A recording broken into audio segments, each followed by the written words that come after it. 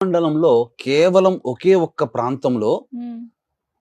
పాతాళం నుంచి ఉన్నటువంటి గంగ ఆ సంక్రాంతి రోజునే బయటికి వస్తుంది. ఎక్కడండి? షిమోగా, శివమొగ్గ అంటారు దాన్ని. కర్ణాటక.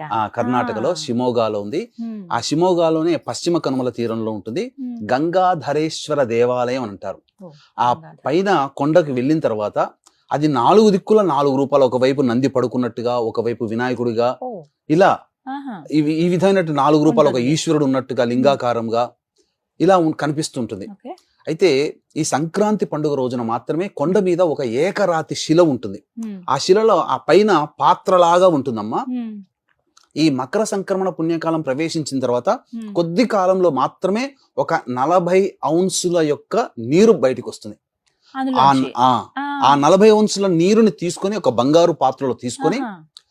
కొంత భాగం అనగా సగమేమో మైసూరు మహారాజు వారికి ఇంటికి పంపిస్తారు. ఓ. సగమేమో మిగతా నీటిలో కలిపి హ్మ్. అక్కడికి వచ్చినటువంటి లక్షలాది భక్తులకి తీర్థంగా ఇస్తారు.